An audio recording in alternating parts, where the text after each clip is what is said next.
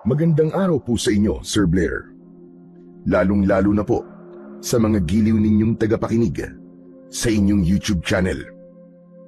Ang kwentong aking ibabahagi ay nangyari taong 1990 kung saan ay mangangalakal po ako ng bakal na tinitibag po sa mga inabandonang gusali. Ngunit isang araw, pinuntahan ko ang kinatatakutang mansyon at nakakuha po ko ng isang kakaibang liyabe o nakel. Ang buong akala ko po ay magdadala yun sa akin ng swerte. Yun pala ay magdudulot sa akin yun ng kapahamakan at sa mga kababaryo ko.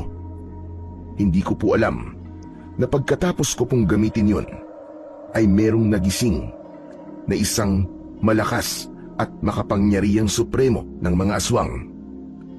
Hindi ko na lamang po babanggitin ang totoong lugar at pangalan ng mga tauhang ginamit ko sa kwentong ito dahil na rin po sa kanilang pagkakakilanlan at sa respetong ibinigay ko sa lugar na yon. Kilalanin niyo na lamang po ako sa pangalang Totoy at ito ang aking kwento. Toy, sandali, hintayin mo naman ako. Sandali lang. Bakit ba yun, Ramon? Pabira ka. Kanina pa kitang tinatawag eh. Hindi mo naman ako pinapansin. Nagmamadali kasi ako. Nagmamadali ka dyan. Ang sabihin mo, may pinaplano ka na naman na hindi ko alam. Tama ba ako? Sus, tumigil ka nga. Dami mong alam. Bakit ka ba sunod na sunod? Pabihira ka naman, oo. Kailangan pa bang itanong yun? Alam mo, malapit na talaga ako magtampo sa'yo. Dati naman, palagi mo akong isinasama sa mga lakad mo. Pagkatapos ngayon, mangiiwan ka? Kasi gusto ko muna sanang mapag-isa at masolo yung lugar na pupuntahan ko. Kaya sige na, umuwi ka na. Aagawan mo lang ako ng mga kalakal eh. Hindi ako uuwi. Sasama ako sa'yo. Kung talagang wala kang tinatago sa akin, isama mo ako sa lakad mo. Ay naku, anak ng tutsang naman oh. Bakit ba gusto mo sumama sa akin? Siyempre, ikaw lang naman ang kaibigan ko eh. Natural na sa'yo ako sumama. Teka, saan ba kasi ang punta mo? Bakit ka ba nandito sa lugar na to? Wala namang abandonadong bahay dito ah. Basta. Sige na, umuwi ka na. Diyan lang naman ako sa tabi. Talagang wala kang balak sabihin sa akin kung saan ka pupunta? Kaya siguro hindi mo pinapansin ang pagtawag ko sa'yo kanina dahil wala ka talagang balak na isama ako sa mga lakad mo. Parang hindi naman tayo magkaibigan yan eh. Sayang ang mga pinagsamahan natin. Ayaw mo na yata sa akin bilang kaibigan mo eh. Tol, hindi naman sa ayaw kitang maging kaibigan. Gusto ko lang naman masolo ang lugar na pupuntahan ko dahil panigurado, panira ka lamang sa diskarte ko. Kagaya ng mga nakaraan na lakad natin. Kaya sige na, alis ka na. Wow! Iba rin ang atake mo, Chong. Ang sakit, ang sakit. Kaya nga umuwi ka na sa inyo kung ayaw mo masaktan. Pambihira ka naman talaga, oo. Akala ko ba sanggan dikit tayo, ha? Bakit ngayon? Hindi mo na ako isinasama sa mga lakad mo. Ang kulit. Basta tol, umuwi ka na lang. Hayaan mo na lang muna ako mag-isa. Ikaw parang alam ko na kung saan talaga ang punta mo eh. Yung mga ganyang kilos mo, mukhang may pinaplano ka ng hindi maganda eh. Isa pa, ano bang ginagawa mo rito? Nasa gilid to ng kakauyan. Malayo na to sa kalsada. Aminin mo na, magsabi ka na ng totoo. Ang kulit talaga. Oo na, sasabihin ko na. Tamang hinala mo. Doon talaga ang punta ko, sa lumang mansyon. Sumeryoso ang muka ng aking kaibigan nang mabanggit ko ang tungkol sa kinatatakutang abandonadong mansyon na matatagpuan sa gitna ng kagubatan. Ano? Totoo ba sinasabi mo, Tol? Doon ka ba talaga pupunta sa pinagbabawal na lugar ni Kapitan? Naku, Tol. Ang mabuti pa, huwag ka nang tumuloy. Yan ang dahilan kaya ayaw kitang isama dahil alam ko napipigilan mo lang ako sa mga pinaplano ko. Pambihira ka naman kasi, natural na pipigilan kita dahil nag-aalala ako sa'yo. Kaibigan kita eh. Kaya pala nagmamadali ka at ayaw mo kong isama ha. Gagawa ka na naman ng kalokohan. Ano bang kalokohan ang pinagsasasabi mo? Wala namang may-ari nun, di ba? Dahil patay na ang may-ari sa lumang gusaling yun. Diyos ko naman, ang kulit mo talaga, Chong. Bakit ka ba pupunta ron? Alam mo naman na mapanganib at delikado ang lugar na yon, kaya nga pinagbabawal, di ba? Hindi ka ba talaga nag-iisip? Hindi ka ba talaga naniniwala? Kahit sa mga sinasabi man lang, nilolousok sa'yo? Chong, hindi naman malalaman ni Lolo Usok ang tungkol sa gagawin ko eh. Maliban na lang kung kakanta ka sa kanya. Tsaka, hindi naman kita isasama eh. Kaya huwag kang mag-alala. Hindi. Sasama ako sa'yo sa ayaw at sa gusto mo. Kahit anong sabihin mo, hindi kita hahayaang mag-isang pumunta ron. Bala ko na nga sana na pumunta lang doon na mag-isa eh. Kaya lang, nakita mo ako. Kaya wala na akong magagawa. Tol, hindi mo ba talaga naiintindihan kung gaano kadelikado ang lugar na yon? Chong, marami nang nawala sa gusaling yun. Kaya nga di ba lahat ng mga taong tumira sa mansyon na yon, lahat sila namatay. Ang iba naman, naglaho na lamang na parang bula. Hindi ka ba natatakot? Sus, huwag ka nga maniniwala sa mga sinasabi nila, Ramon. Dahil kahit na anong sabihin mo, hindi ko pa rin paniniwalaan ang mga kwentong kumakalat tungkol sa lumang mansyon na yon. Para sa akin, walang katotohanan yun, puro tokis lang. Totoy, marami na nakapagpatunay na totoo ang kwento tungkol sa mansyon. Tsaka, ayon sa mga matatanda, marami na raw ang nagpapakita sa lugar na yun. Sa katunayan nga, ang sabi pa nga nila ay tiraan daw yun ng masasamang elemento. Mga tikbalang, mga kapre, mga tiyanak at kung ano-ano pa. Kaya nga mabuti pa, huwag ka nang tumuloy doon. Elemento. Pambihira ka naman, Chong. Hindi totoo mga yun. Ang totoong alam ko, marami akong makukuhang bakal dun. Yun ang panigurado. Anak ng, aywang ko sa'yo. Ang hirap mong paliwanagan. Ang maliwanag sa akin ay kikita ko ng malaking halaga. Kapag natibag ko ang sementong yun, paniguradong tiba-tiba na naman ako nito. Maraming bakal dun. Tiba-tiba ka nga. Yari ka naman kay Lolo Usok, lalo na kapag nalaman niya to. Eh di wag kang magsumbong. Hindi ako mayayari kay Lolo Usok. Kung gusto mo sumama, sumama ka na lang. Dahil pa sinasabi. Basta ipangako mo sa akin ha, hindi mo ako isusumbong kay Lolo Usok. Dahil sa oras na isinumbong mo ko, yari ka talaga sa akin. Kakalimutan ko na ang pagiging magkaibigan natin, tandaan mo yan. Hindi kita isusumbong dahil kapag ginawa ko yun, madadamay din ako sa galit ng matanda, panigurado. Alam mo naman pala eh. O ano, sasama ka na ba talaga sa akin o hindi? Kasama nga, kaya nga may dala na rin akong maso at sako, tutuloy ko na to. Nandito na ako, kaya nga ako sumunod sa'yo, pambihira ka naman oo. Diba, magkaibigan tayo, kailangan lagi tayo magkasama sa hirap at ginawa. Tara na. Ang dayang pang sinasabi, ang daldal mo. Pagkatapos namin magkasundo ng kaibigan kong si Ramon, tinahak namin ang daan papunta sa lumang mansyon. Pagkalipas ng halos 1 oras na paglalakad, bumungad sa amin ang masukal at lumang mansyon. Tahimik ang paligid at napansin ko na sira rin ang bubong. Subalit may bahagi pa rin naman ng bahay ang hindi tuluyang nasira ng nagdaan na bagyo. Kapansin-pansin din ang gumagapang na mga damong ligaw sa nilulumot na pader. Tol, sigurado ka ba talaga sa gagawin mo? Sisirain mo ba talaga ang lumang gusali na yan? Chong, ano ba sa palagay mong gagawin natin dyan? Tititigan lang ba natin ang mansyon? Ganun ba? Pambira ka, Chong. Pera yan, pera. Hindi mo ba naiisip kung gaano karami ang bakal na makukuha natin dyan? Malaking pera ang kikitain natin dyan, panigurado. Pero ano kasi, kinakabahan ako sa gagawin natin eh. Kinakabahan ka dahil kung ano-ano ang pumapasok dyan sa kukote mo. Pwede ba? Kalimutan mo na mga tungkol sa masasamang elemento, engkanto, kung ano-ano pa mang napupulot mo dyan sa kanto. Tsaka isipin mo rin ha, mas mabuti na to kesa naman magtiis tayong maghanap ng mga gusali dyan sa tabi-tabi. na kung mamalasin pa, ay tira na lamang ng mga kapwa nating magbabakal ang makukuha natin.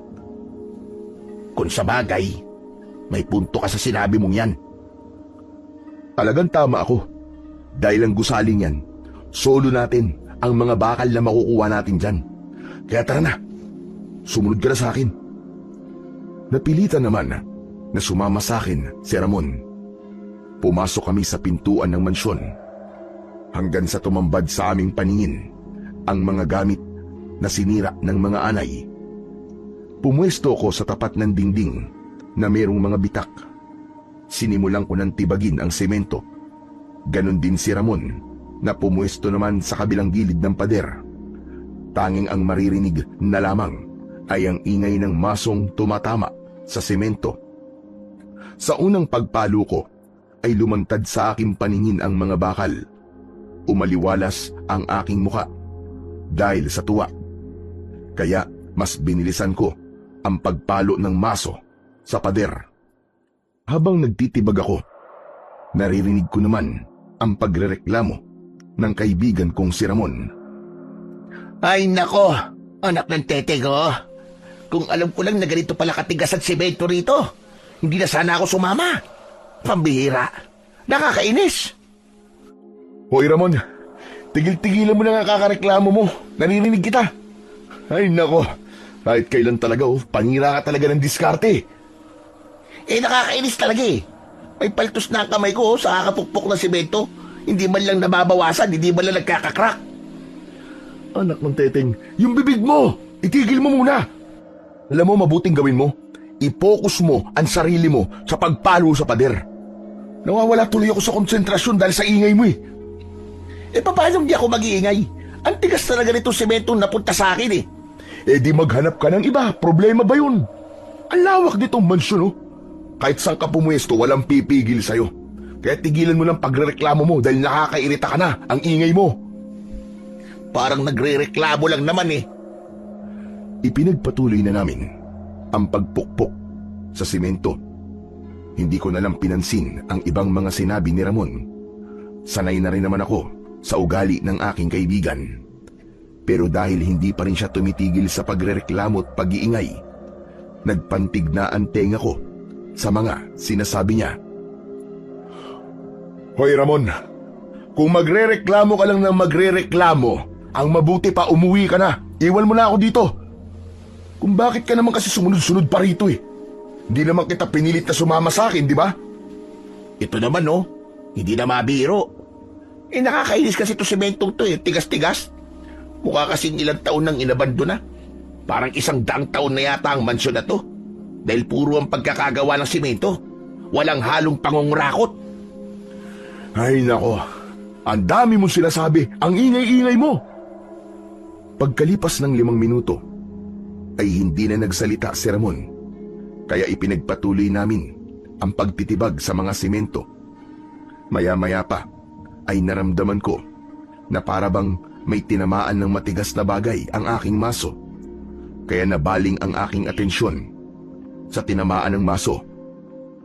Hala, teka, ano kayang klaseng bakal to?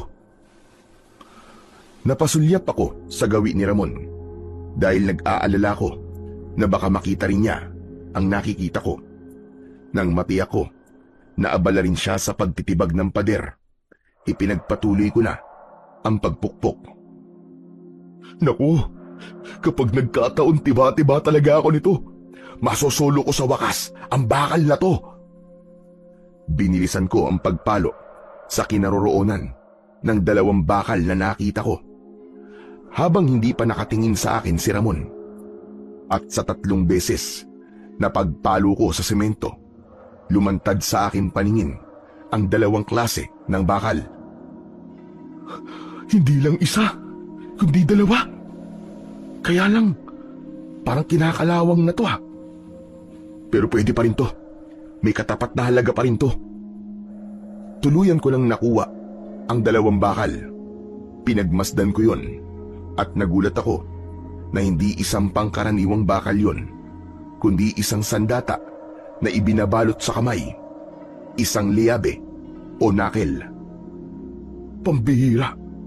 Paano nagkaroon ng liabe sa loob ng pader na to? Sino naman kaya naglagay nito dito? Nang makuha ko ang 2 liabe, mabilis ko yun isinilid sa aking sako at ipinagpatuloy ko ang pagtibag sa semento. Marami-rami rin ang nakuha kong mga bakal bago lumapit sa akin si Ramon. O ano tol, hindi ba tayo uuwi? Marami na itong mga bakal na nakuha ko. Kaya naman pala tumigil ka na sa pagrereklamo dahil marami ka ng bakal na nakuha. Hehehe, ganun talaga. O ikaw, kumusta na ang pagtitibag mo dyan sa semento? Eto, hindi pa ako tapos. Kalahating dingding pa lang nasisira ko Pero madami-dami na rin to nakukuha ko. Halos ayoko nang tigilan dahil hindi ko alam kung kailan ulit ako makakabalik dito. Huwag na tayo bumalik dito, Chong. Pinagbigyan lang kita dahil makulit ka Kung ganun, dapat pala ubusin ko na to. Dahil sa sinabi ko, ay tinulungan ako ni Ramon. Kaya madali kong natapos ang aking pwesto at naipon ko ang mga bakal na nakuha ko. Nang matapos kami, ay isinalansan ko ng maayos ang mga yon sa loob ng sako. Ngunit pagsilip ko sa loob nun, napansin ko ang biglang pagkislap ng 2 liabe na nakuha ko. O ano, Chong? Tapos ka na ba dyan? Tara na! Umuwi na tayo! Mauna ka na, Chong. Kailangan ko pang itali itong sako O sige, Chong. Hintayin na lang kita sa labas, ha? Sige, sige. Itinaboy ko muna si Ramon para mauna siya sa akin sa paglalakad. Kasabay ng pagtalikod niya, dinukot ko ang 2 liabe sa loob ng sako at isinilid ko yun sa aking bulsa. Nagkaroon kasi ako ng interes na maaaring malaking halaga ang kikitain ko sa liabing yon kapag naibenta ko sa iba. Ayos to. Tiba-tiba ako nito. Saka ako nagpasya na sumunod sa aking kaibigan. Halos magaan ang bawat hakbang ko sa labis na tuwa. Nakita ko naman si Ramon na naghihintay sa akin sa labas ng abandonadong gusali. Hoy, tol! Aba, tagal mo naman, bilisan mo! Malapit na tayong abutan ng gabi rito, pabira ka, Oo, nariyan na! Habang tinatahak namin ang daan pauwi, ay dumiretso kami sa junk shop ni Ninong Lando. Si Ninong Lando ang nagmamay-ari ng nag-iisang junk shop sa baryo namin. Siya ang kaibigan ng aking ama bago raw ito namatay. Kaya ang turing ko sa kanya ay para ko na ring tunay na ama. Ayos, matutuwa na naman sa akin ito si Ninong. Marami akong bakal na maibibenta sa kanya. Paano kung magtanong siya kung saan mo yan nakuha? Sige nga. Huwag kang mag-alala. Hindi ko sasabihin sa kanya kung saan ko nakuha to. May naisip na akong paraan.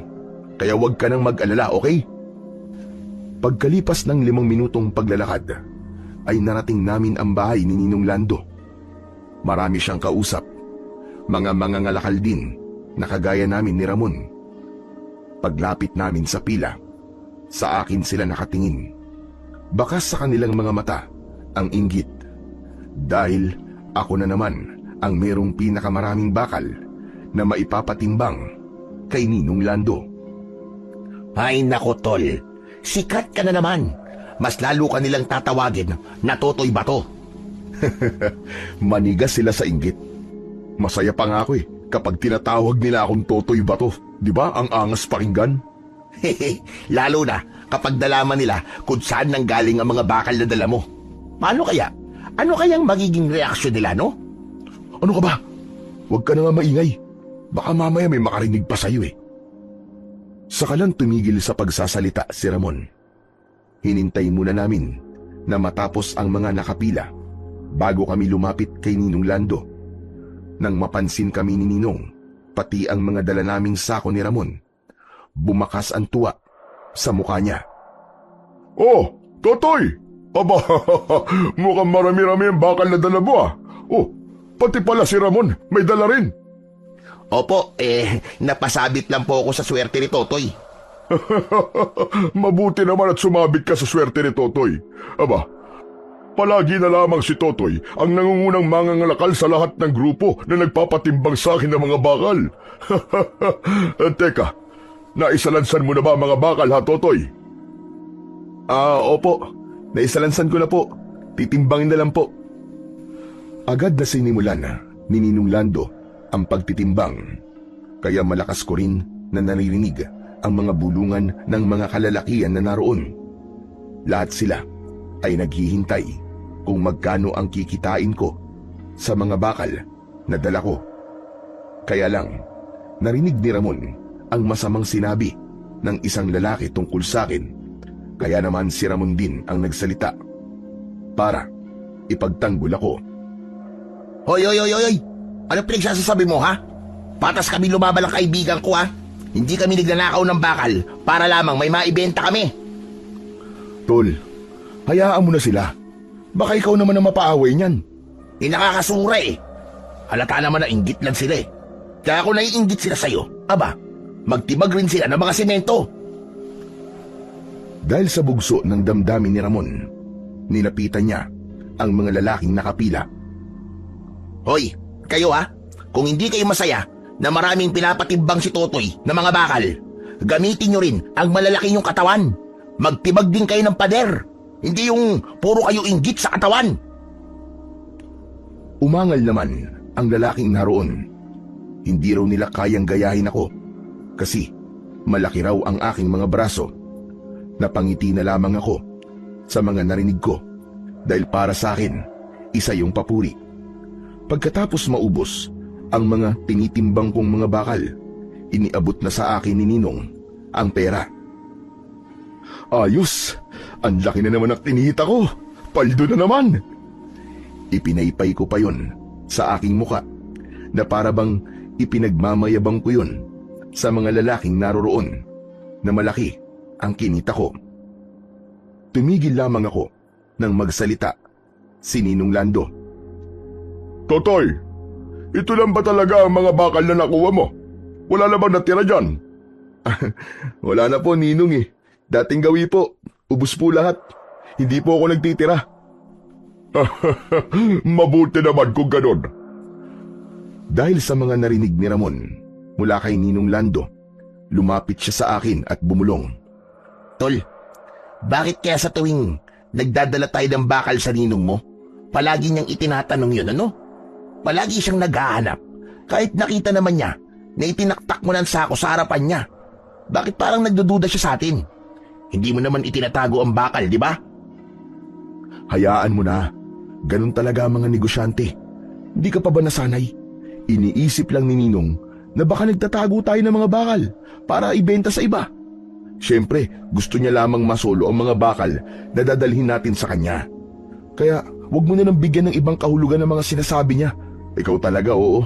Masyado kang palapon eh. Ganun ba yun? Eh di ba, siya lang naman talagang namimili ng mga bakal dito sa baryo. Sus, praning ka na naman. Lahat naman tayo, tinatanong ng ganyan eh. Loko ka talaga. Sige na. Ayusin mo na yung mga nakuha mong bakal at timbangin mo na rin para naman makauwi na tayo. Agad namang kumilos si Ramon. Pagkatapos itimbang ang mga bakal, ay naglakad na kami paalis sa lugar na yon. Pagkalipas ng 10 minuto, ay narating namin ang bahay. Nadatnan ko si Lolo Usok. Naghihintay siya sa akin. Palihim naman akong siniko ni Ramon na parabang ang ibig sabihin ay lagot ka kay Lolo Usok. Hindi pa man halos ako nakakalapit sa matanda, ay nagtanong na siya sa akin. Apo, Totoy, kumusta ang kinita mo ngayon? Kumusta ang pagtitibag mo ng semento? Ayos lang naman po, Lo. Marami po akong naibentang bakal ngayon, kaya makakabili na po tayo ng ulam at bigas. Lolo Usok, maganda na po sana ang kinita namin ni Totoy, kaya lang po sumuway po siya sa ipinag-uutos nyo. Hoy Ramon, ano ba ginagawa mo? Lolo, nagpunta po siya sa lumang mansyon. Huli na, para pigilan ko si Ramon. Nagulat ako sa ginawa niya at halos hindi ako makahinga dahil sa galit. Siniko ko siya sa tagiliran. Sinamaan ko siya ng tingin Akma na sanang magsasalita ako para pagalitan si Ramon, pero nangibabaw na ang malakas na boses ni Lolo Usok. Ano ka mo? Totoo ba sinabi ng kaibigan mo, ha, Totoy? Pasensya na po kayo, Lolo Usok. Diyos ko! Talagang napakatigas ng ulo mong bata ka! Pasensya na po kayo, Lolo Usok. Ngayon lang naman po ako nagpunta dun eh. Kahit na pa hindi mo ba naisip na ang isang beses ay maaari pang masundan? Hindi ka talaga marunong makinig sa akin. Hindi mo ba talaga alam na mapanganib ang lugar na yon? Oo na po. Hindi na ulit ako pupunta dun, Lo. Ay nako, pambihira. Bakit ba tigas-tigas ng ulo mo? Lo, wag na po kayong magalit. Hindi naman po kami nagtagal dun eh. Wala pa nga po halos isang oras, umuwi na rin ako agad eh. Kinuha ko lang naman po yung mga bakal na nandun. Sayang naman po kung hindi mapapakinabangan eh. Hindi yun ang inaalala ko, Totoy. Ang kaligtasan mo ang iniisip ko. Pero mukha naman baliwala sa'yo ang lahat ng pag-aalala ko. Hindi ba't sinabi ko naman sa'yo? Marami ang nakatirang masasamang elemento sa lugar na yon. At ayaw nila na ginagambala sila. Sus, hindi po ako naniniwalang mapanganib ang lugar na yun, Lo. Tignan nyo nga po. Uligtas naman kami nakauwi ni Ramon na. Aba, ewan ko sa'yo. Bahala ka na sa buhay mo. Ang dami mong katwiran. Pagod na ako magpaliwanag. Dala ng galit ay iniwan kami ni Lolo Usok. Sinamaan ko naman ng tingin ang kaibigan kong si Ramon dahil isinumbong niya ako kay Lolo Usok. Pambihira ka naman, Tolo. Bakit mo naman ako sinumbong kay Lolo Usok? Ang daldal mo talaga. Ayun, napagalitan tuloy ako. Pasensya ka na, Tol. Yun talaga ang bala ko kanina pa eh. Masama kasing magsinungaling kay Lolo Usok, lalo pa, at buhay mo nakasalalay. Bakit ba ayaw mo maniwala na totoong delikado ang gusaling yon? Kahit na pa di mo na sana ako sinumbong. Pinagkatiwalaan pa naman din kita. Kala ko kaibigan kita. Oo, huwag ka na magalit. Sinabi ko lang naman kung ano ang totoo. Para hindi ka na mahirapan na maglihim sa kanya. Mabigat sa dibdib kapag may itinatago ka sa taong nagmamahal sa'yo. Kapag napahama ka sa ginagawa mo, may alam ako, Tol. Aba, hindi kakayanin ng konsensya ko yun. Sana naman maintindihan mo ako, Chong. Para sa'yo lang naman tong ginagawa ko eh. Huwag ka na magalit. Sus, tigilan mo nga ako. Ang totoo, para sa'yo lang to. Para masolo mo ang mansyon. Uy, Tol. Hindi ako ganong klaseng kaibigan, alam mo yan. Kahit na anong sabihin mo, traidor ka. Tinraidor mo ko. Nilaglag mo ko kay Lolo eh. Diyan ka na nga. Nakakainis ka. Baka hindi ko pa mapigilan ang sarili ko eh. Mabugbog pa kita. Yan pa ba ang igaganti mo sa akin pagkatapos ko magmalasakit sa'yo? Malasakit. Kalokohan mo. Uy, teka, sandali lang. Saan ka pupunta? Papasok na ako sa loob ng bahay. Bahala ka dyan. Huwag mo na akong kakausapin kahit kailan ha. Inaasahan ko pa naman na hindi mo ako isusumbong kay Lolo. Pero sadya yatang makati ang bunganga mo. Wala ka talagang kwentang kaibigan kahit kailan. Ito naman pasensya ka na. Alam mo naman na hindi ko kayang maglihim kay Lolo Usok eh. Kahit na sa mga magulang ko. Hindi talaga ako nagsisinungaling kaya pasensya ka na. Huwag ka na magalit sa akin, Chong. Sus, kausapin mo ang lela mong panot. Bahala ka na sa buhay mo. Hindi ko na hinintay ang iba pang sasabihin ni Ramon. Iniwan ko siya sa labas ng aming bahay. Pagpasok ko, diretso ako sa loob ng kwarto ko. Padabog kong binitiwan ang dala kong maso at isinandal ko yun sa sementong dingding. Pag minamalas ka nga naman talaga, oo. Ang ganda na sana ng timing eh. Sinira pa niya. Nakakainis. Napakadaldal talaga. Buisit. Pagkaupo ko sa gilid ng katre, saka ko lang naramdaman ang liyabe na nasa loob ng aking bulsa. Dinukot ko yun. Saka pinagmasdan. Pambihira. Grabe naman pala ang kalawang nito. Matatanggal ko pa kaya to? Kanino kaya ang liabi na to? Saka bakit kaya niya itinago sa pader ang mga sandatang to? Inilapag ko muna ang 2 liabe sa ibabaw ng aking lamesa dahil bala kong bukas na lamang yun linisan. Nagpalit na ako ng damit at pagkatapos ay humiga na sa aking higaan. Pagsapit ng gabi, hindi ako dalawin ng antok. Panay ang sulyap ko sa 2 liabe na nasa ibabaw ng lamesa. Kaya naman, nagdesisyon ako na bumangon sa aking higaan. Kinuha ko ang mga liabe at inihanda ko ang mga gamit sa pagtatanggal ng kalawang. Pagkatapos kong maihanda ang gamit na liha, saka ko sinimulan ang paglilinis. Tumagal halos yun ng 1 oras. Habang kinikiskis ko ng liha ang 2 liabe, nagulat ako dahil nagkulay ginto ang mga yun. Anak ng... Teka, parang ginto to ah. Diyos ko, kapag nagkataon malaking halaga to. Kapag sineswerte ka nga naman, oo, umaapaw ang biyaya. Mabuti na lang talaga at hindi ako nakinig sa kumag na yun. Mabuti at hindi rin ako nakinig sa sinasabi ni Lolo Usok. Dahil kung nakinig ako sa kanila, wala sana to.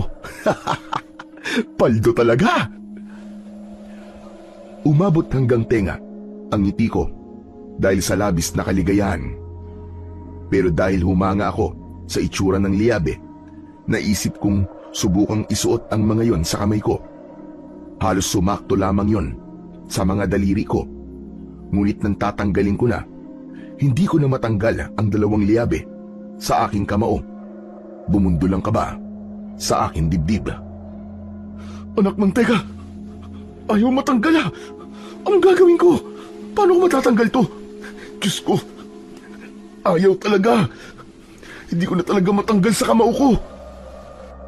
Sinubukan kong iwas-iwas at ipagpag ang kamay ko sa ere para tanggalin ang liabe. Subalit pakiramdam ko, mas lalo lamang itong dumidikit sa aking kamao. Pinagpapawisan na ako ng mga sandaling yun dahil sa labis na pag-aalala.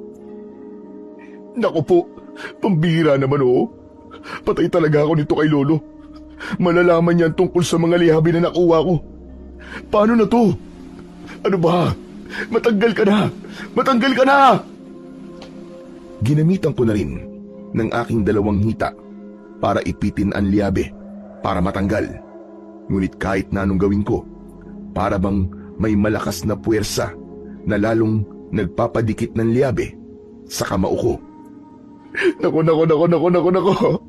Lagot talaga. Matanggal ka na! Ano ba? Matanggal ka na! Maraming beses ko pang sinubukan na tanggalin ang liabe. Ginamitan ko na rin ng damit. Pero wala talagang epekto yun. Diyos ko, bakit ko pa kasi sinuot sa mga kamay ko to eh? Ang tanga-tanga ko talaga. Dala ng aking kawalan ng pag-asa at takot na rin.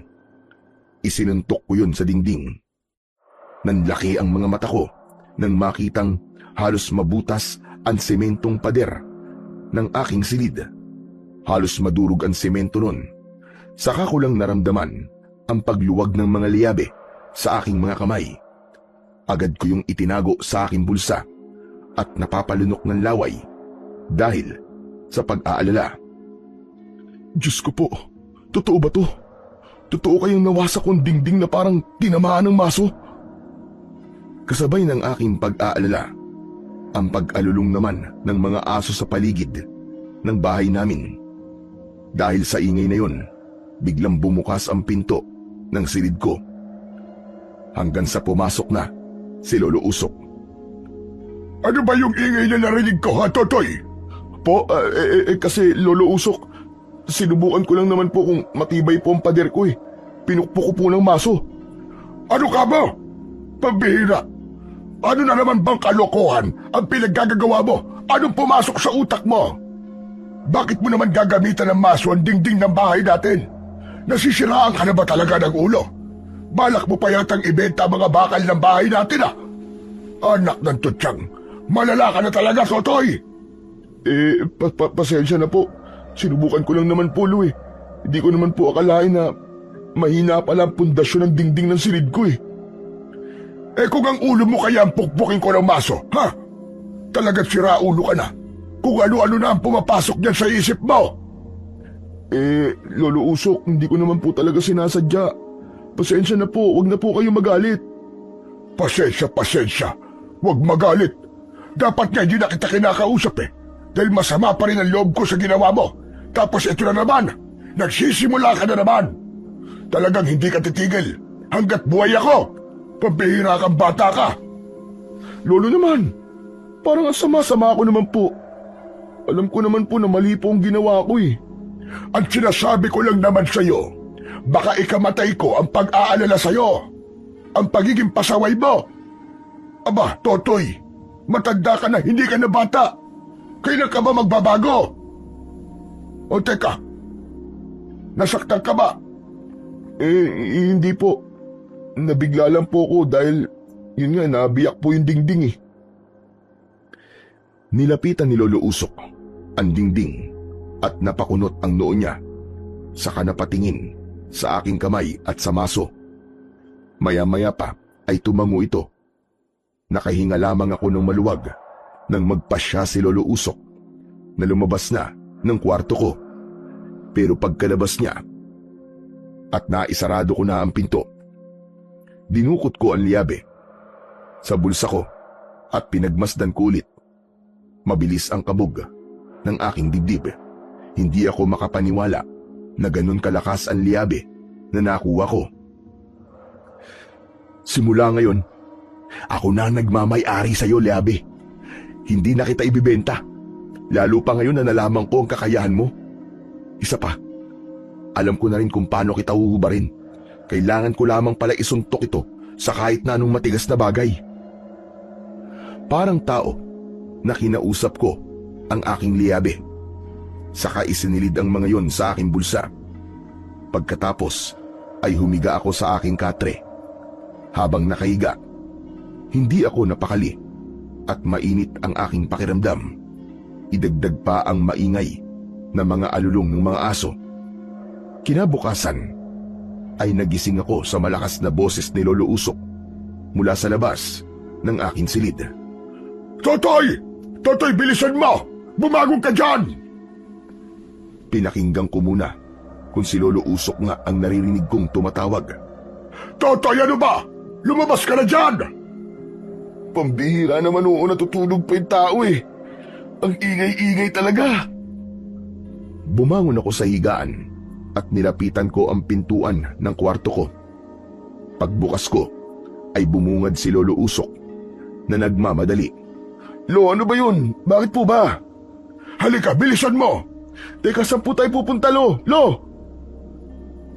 Nanginginig ang kamay ni Lolo Usok nang hawakan niya ako sa braso. Pagkatapos ay hinila niya ako para maglakad papunta sa sinasabi niyang bahay ng pamilya ng pinatay. Lo, ano po ba nangyayari sa inyo? Diyos ko po, masamang balita. May malagim na nangyari sa bahay na malapit sa atin. Ubus daw ang buong miyembro ng pamilya. Pinatay raw kagabi. Pinasok daw ng masasamang nilalang. Ano? Masasamang nilalang? Ano po bang ibig niyo sabihin, Lo? Masamang nilalang. Yung bang kampo ng kadiliman. Ay nako. Tigilan niyo na nga po ang pagpapaniwala sa mga ganyang kwento, Lo. Babalik na po ako sa kwarto. Sarap-sarap ng tulog ko eh. Halika na para makita mo ang nangyari sa kanila. Bakit ko naman po kailangan makita pa yun? Hindi naman po ako interesado eh. Hindi ito tungkol sa pagkakaroon mo ng interes. Kailangan mong malaman ito para tumigil ka na sa pagiging matigas ang ulo. Dahil kapag kwento lang, hindi ka naniniwala eh. Kaya mabuti na yung ikaw na mismo ang makakita. Oo na, Lo, sasama na ako. Huwag niyo na lang akong kaladkarin na para bang bata. Natatandaan mo ba nang magsimulang mag-ingay ang mga aso kagabi? Hindi ba't halos kasabay rin yun ng ingay ng maso sa pader ng kwarto mo? Akala ko talaga ay kaya sila nag-aalulong ay dahil nagulat sila sa ingay na ginawa mo. Yung pala, may inatake ng pamilya. Baka naman po, may nakaaway lang ang pamilyang yun at binalikan sila. Walang kaaway ang mga taong yun. Mabuti silang tao. Kung kaaway lang ang pumatay sa kanila, bakit naman pati sanggol dinamay niya? Napakawalang puso talaga ang may gawa nun sa kanila. Mga halang ang kaluluwa. Ano naman po ang dahilan? At bakit kailangan pa natin silang puntahan, Lo? Gusto ko ngang makita mo na totoong masasamang nilalang o tao ba ang may gawa nun sa kanila. Sus, umiral na naman ang pagiging tsismoso niyo, Lo. Habang tinatahak namin ang daan, papunta sa bahay ng pamilya na namatay, marami ang mga tao na sumabay sa amin sa paglalakad. Balak rin nilang makiusyoso sa mga nangyari. Nakita mo na, pati mga kapitbahay natin, nagkakagulo na rin. Dahil gusto rin nila na malaman kung ano ang totoong nangyari. Ay nako, ano po bang pakialam natin dun? Buhay naman po nila yun eh. Jesus Mariosip naman na batang ito, oo. Mahalaga na alam pa rin natin ang nangyayari sa paligid natin. Hala, sige na. Tama na ang karereklamo. Halika na. Bilisan mo na sa paglalakad at baka hindi pa tayo umabot. Sa kalagitnaan ng aming paglalakad, nakasalubong namin si Ninong Lando na nanggaling sa bahay na pupuntahan namin. Lolo Usok, Totoy, saan ba punta nyo? Nako, Lando, nabalitaan namin ang nangyari sa pamilya ng talento. Hindi mo ba tinignan ang itsura ng kanilang bangkay? Nako, Lolo, wala na. Dinala na po ng mga pulis. Dinala na po yata sa punerarya. Nahuli na po kayo nagdating. Kanina pa po inalis eh. Dismayado na patingin sa akin si Lolo Usok. Baka sa mukha niya ang panginayang. Nakita mo ng bata ka? Ang tagal-tagal mo kasi bumagod eh. Pagkatapos ang dayong pantanong at reklamo. Hindi ko na tuloy naabutan. Ay nako, hindi ko man lang nakita kung anong itsura ng kanilang mga katawan. Oh, nag-aaway na naman ba kayo, Lolo Usok? Ay nako, Ninong Lando, sinabi mo pa. Himbing na himbing po ako sa pagkakatulog, ginising ba naman ako ni Lolo Usok para dito? Mabuti na lamang po at kinuha na pala ng mga pulis. Batang-batang ito, parang masaya ka pa na hindi natin naabutan ang mga bangkay nila. Kasi naman po, Lolo, kapag nakita natin ang itsura nila, hindi rin kayo matatahimik. Kung ano-anong iisipin nyo, pagkatapos, hihigpitan nyo ako. Aba, umiiwas lang naman po ako eh. Tumahimik ka na nga lang, Totoy. Teka, Lando, anong klaseng nila lang ba ang pumatay sa kanila? Hayop ba o tao? Lolo Usok, ang balita ko po pinasok sila ng mabangis na hayop. Ay, nako. Hanggat hindi ko nakikita ang katawan ng mga biktima, hindi ako maniniwalang hayop ang may gawanan sa kanila. Ang gusto ko, makita talaga ng aking mga mata para mapatunayan ko. Sa inyo naman po pala ako nagmana eh. Dala ng inis sa akin ni Lolo Usok. Hinabol niya ako ng palo gamit ang kanyang kamay. Kaya napabilis ang pag-uwi namin pabalik sa bahay. Pagdating namin sa kubo, ay nagpahinga si Lolo Usok sa may balkonahe. Hindi na siya nangulit sa akin at hindi na rin namin pinag-usapan ang tungkol sa pamilya ng mga talento. Pagkatapos ng pangyayaring yon, muling bumalik sa dati ang ruta ng aking pamumuhay. Bumalik ako sa paghahanap ng bakal. Nagtibag ng mga abandonadong gusali, pero hindi na ako bumalik sa kinatatakutan na mansyon. Pagsapit ng gabi, muli umalulong ang mga aso sa paligid at dahil doon, bigla akong nag-alala. Diyos ko, bakit kaya nagkakagulo na naman ang mga aso sa paligid? Hindi kaya meron na namang mamamatay? Dahil sa ingay na yon, mas lalo akong hindi mapakali. Maya-maya pa ay narinig ko ang yabag ng paa na papalapit sa akin silid. Pagbukas ng pinto, pumasok si Lolo Usok. Hindi maganda to, Totoy. Pakiramdam ko, meron na namang masamang mangyayari. Sana naman po, Lolo Usok, wala naman. Sana hindi na po maulit ang nangyari sa pamilya ng mga talento. Sana nga, Totoy. Sana nga. Pero Lo, wag na po kayo mag-alala. Baka naman walang mangyari. Habang tumatagal, ay nakakakilabot na ang tunog ng alulong ng mga aso, kaya mas lalo kaming nag-alala. Hindi ko maipaliwanag ang takot na nararamdaman ko, maging si Lolo Usok na pabalik-balik sa paglalakad habang nag-iisip. Bakit po, Lo?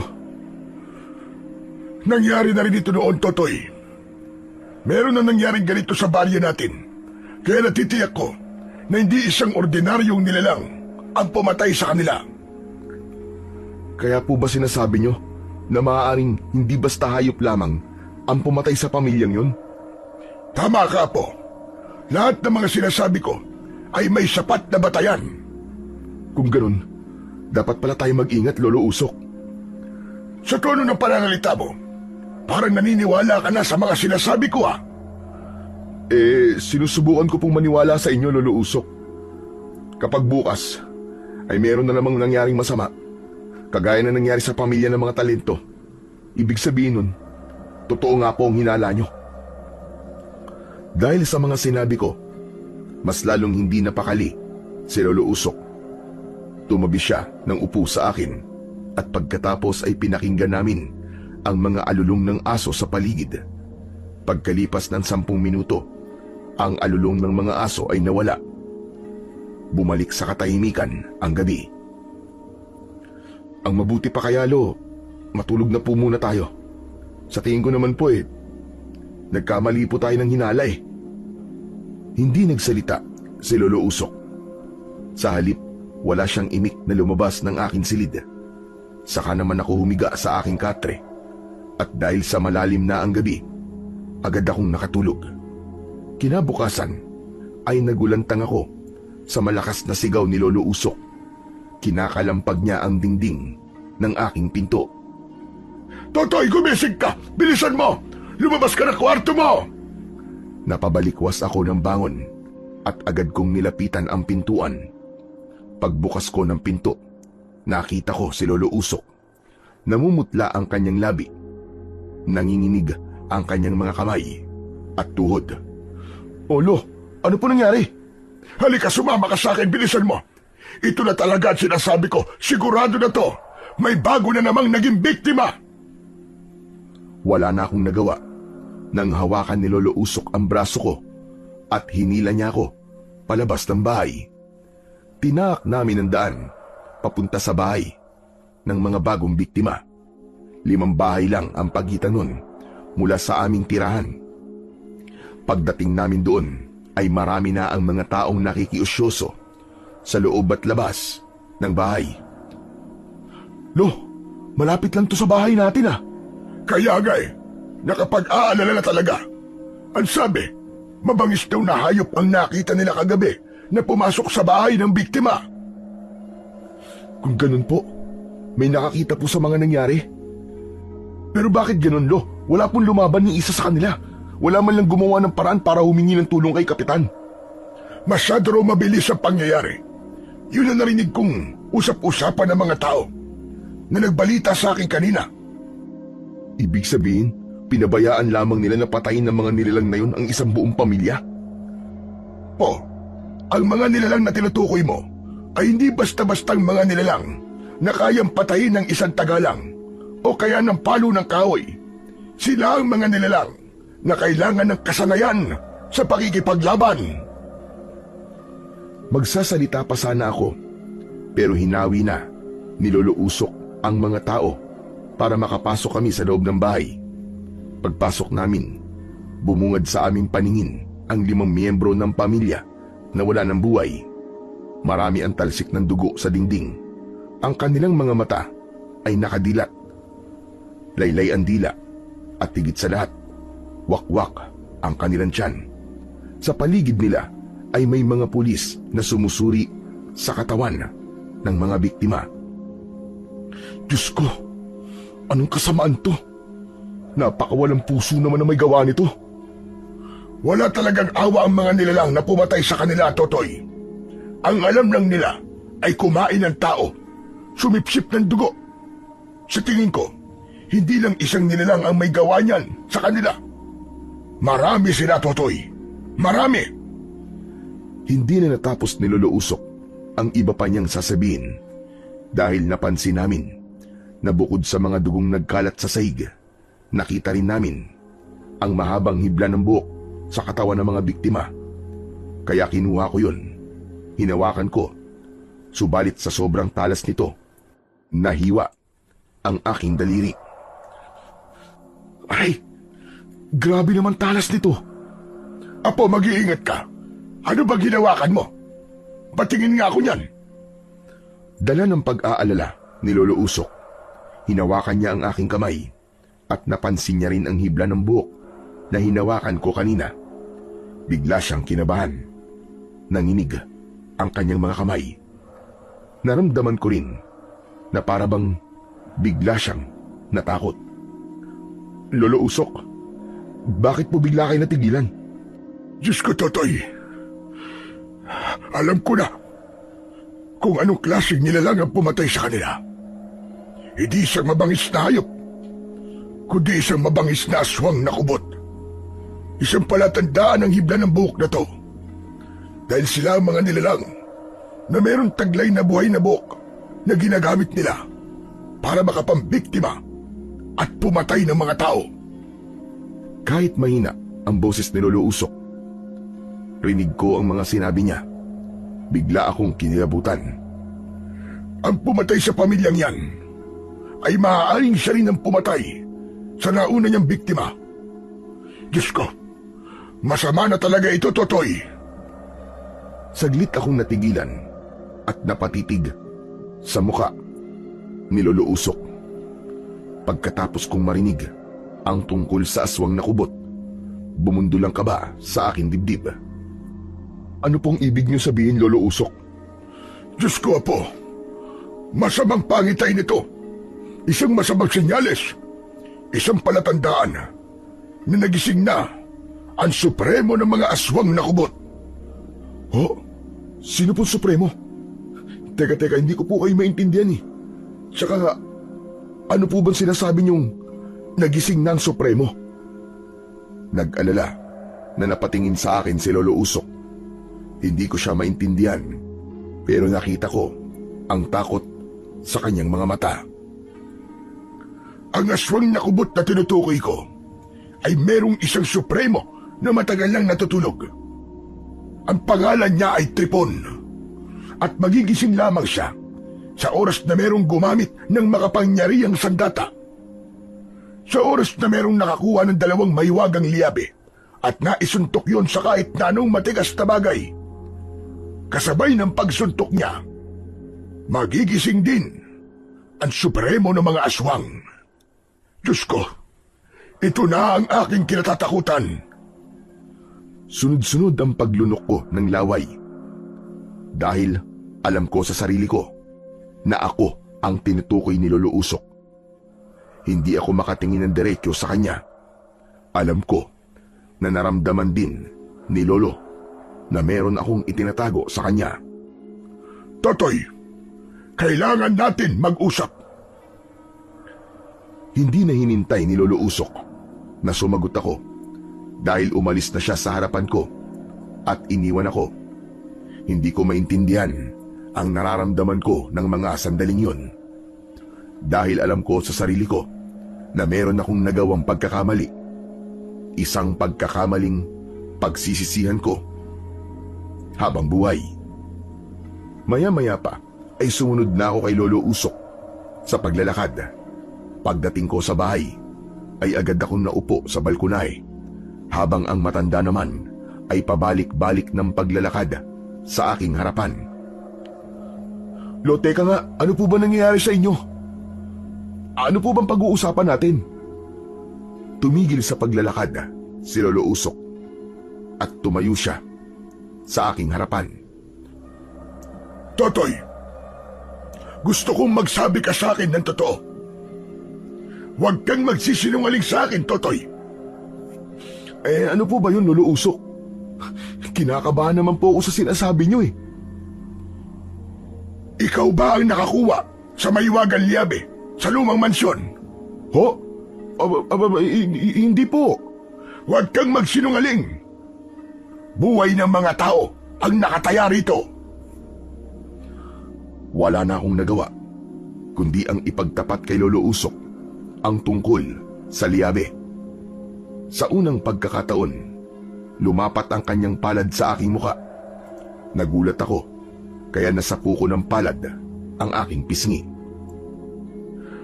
Balak mo pang itago sa akin ang katotohanan? Magsisinungaling ka pa.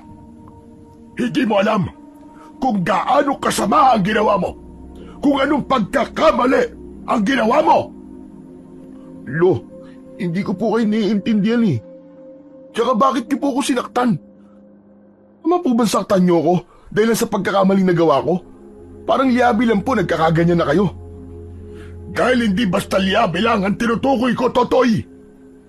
Ang labing nakuha mo, ang gigising sa natutulog na pinakamasamang supremo sa lahat ng mga aswang. Hindi ka nag-iisip. Matigas talaga ang ulo mo. Ang pamilyang namatay kanina, kasalanan mo ang mga nangyari sa kanila. Dahil ikaw ang dahilan. Dala ng aking sama ng loob ay napatayo ako at nagpaliwanag kay Lolo Usok. Kasalanan? Paano ko po naging kasalanan yun? Kinuha ko lang naman po ang liabe. Kaya nga, ang liyabing yan, ang sandatang papatay kay Tripon. Ibig sabihin, manganganib na rin ang buhay mo. Matagal nang itinago yan doon sa lumang mansyon. At dahil matigas ang ulo mo, pinakialaman mo ang hindi dapat pakialaman ng tao. Muli akong napaupo sa upuan at napatitig sa kawalan. At ang nangyari sa loob ng iyong kwarto, hindi talaga maso ang ginamit mo, kundi ang liabe, tama ba? Kasabay ng paggamit mo nun, hindi ba't merong namatay? Yun ang dahilan kung bakit galit na galit ako sa ginawa mo, Totoy. Hindi ko matanggap na nagsinungaling ka sa akin. Lo, patawarin niyo ako. Hindi ko po alam ang tungkol sa liabe at dun sa Supremo. Isang malalim na buntong hininga ang pinakawalan ni Lolo Usok bago nagpatuloy sa pagsasalita. Meron ng unang nagmay-ari sa liabe. Ang iyong ama na si Diego. Siyang naglagay ng mga sandatang yun sa pader na tinibag mo. Pag-aari niyo ang mansyon. Ano po? Teka, paano pong nangyari yun? Halos hindi ako makapaniwala sa aking mga natuklasan. Gulong-gulo ang isip ko. Ngayong pinakailaman mo ang liabe, ibig sabihin yan, ikaw ang magpapatuloy sa nabigong misyon ng iyong ama. Paano nabigo po ang aking ama? Hindi niya kinaya ang lakas na kapangyarihan ni Tripon. Kaya nag-isip siya ng paraan para patulugin ang Supremo. Kesa ubusin ng aswangan lahat ng mga taong nakatira sa baryong ito. Ngunit sa kasamaang palad, ang orasyon na magpapatulog ulit kay Tripon ay kasama niyang ibinaon sa hukay. Kung ganun, wala na pong pag-asa na muli siyang makakatulog. Wala na, dahil ang tanging magagawa mo na lamang ay ang patayin siya. Sa ngayon, ayoko munang pag-usapan ng tungkol sa mga nangyayari. Gusto ko muna magpahinga. Pagkatapos ng aming pag-uusap ni Lolo Usok, ay nagkulong siya sa loob ng kanyang kwarto. Naiwan akong natitigilan at nagsisisi sa aking mga nagawang kasalanan. Pagsapit ng gabi, ay hindi na ako dinalaw ng antok at bawat pag-alulong ng mga aso sa aming paligid ay parabang pinipiga ang aking puso dahil sa labis na pag-aalala. Kinabukasan, nagulat ako sa biglang pagdating ni Ramon. Umiiyak siya, namumutla ang kanyang labi. Tol, samahan mo ako, hindi ko kaya. Hindi ko kaya makita ang pamilya ko sa ganong itsura, Tol. Ha? Bakit, Tol? Ano nangyari? Ano bang ibig mo sabihin? Tol, may pumatay sa pamilya ko.